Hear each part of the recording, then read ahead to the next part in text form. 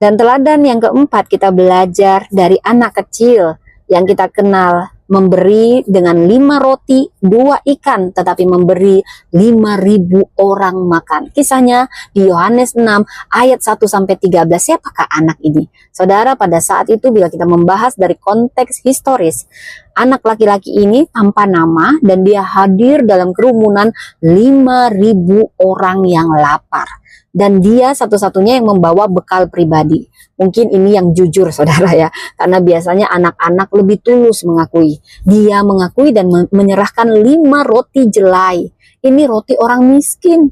Dan 2 ikan kecil. Tapi dia jujur dengan apa yang dia punya. Dan dia rela dengan pemberiannya itu. Ketika ditanya, apa yang ada padamu? Saudara, bila dari sejarah dan sosial budaya dalam konteks ayat ini, anak-anak biasanya tidak diperhitungkan dalam budaya Yahudi. Sehingga dikatakan 5 orang, tidak termasuk anak-anak dan perempuan. Pada saat itu perempuan kelas 2. Roti jelai, ini adalah makanan kelas bawah bila kita menggali secara historis. Hanya orang miskin yang memakainya. Ini artinya anak-anak yang memberi ini tidak diperhitungkan untuk bisa memberi. Dia sudah anak-anak. Orang miskin lagi bisa dikategorikan dengan cara bekal yang dia bawa. Tapi apa yang dia lakukan?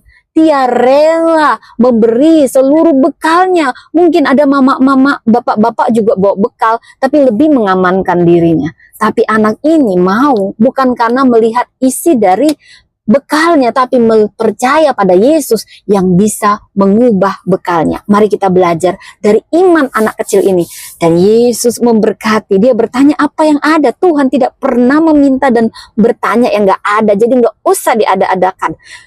Beri dengan kerelaan. Karena Tuhan yang bagian mustahil adalah bagian Tuhan untuk memberkati dan menggandakannya. Dan dari sinilah, dari 5 roti anak kecil dan 2 ikannya inilah 5.000 orang makan, bahkan sisa 12 bakal penuh. Jadi apa yang kita pelajari?